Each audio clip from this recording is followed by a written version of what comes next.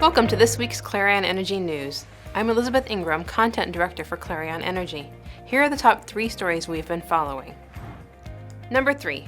Duke Energy has announced it will develop 6 utility-scale solar power projects in the U.S. state of North Carolina that may cost up to $404 million as part of the state's bid to boost renewable energy.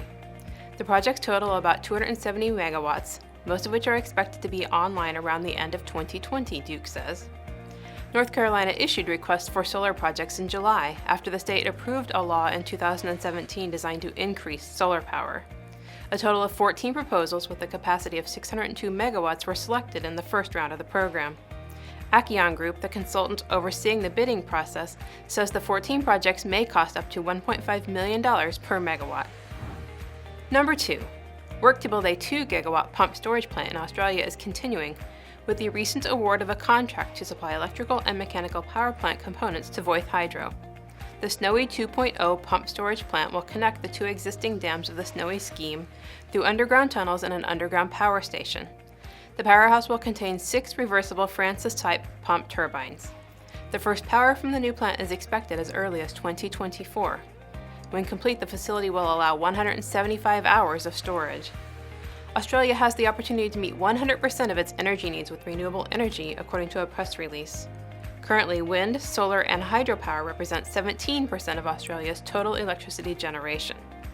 To further increase energy production from regenerative sources, and at the same time to ensure grid stabilization, the country relies heavily on pumped storage technology.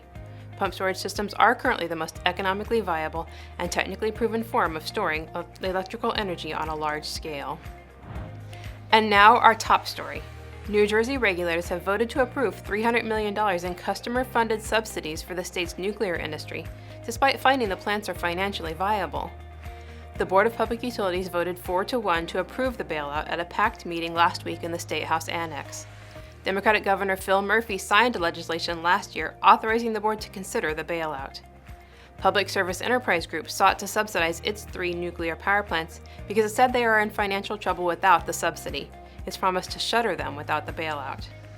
The board reviewed confidential financial information and found they are viable. Board members expressed concern about the effect of losing the plants, which do not produce carbon emissions, on the environment and economy. Finally, our High Division International event is coming up July 23rd through 25th in Portland, Oregon in the U.S.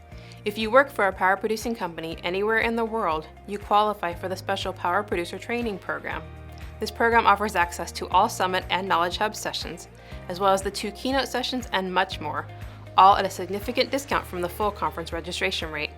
To learn more, visit hydroevent.com and click on Attend at the top right. That's it for this edition of Clarion Energy News. I'm Elizabeth Ingram. Thank you for watching.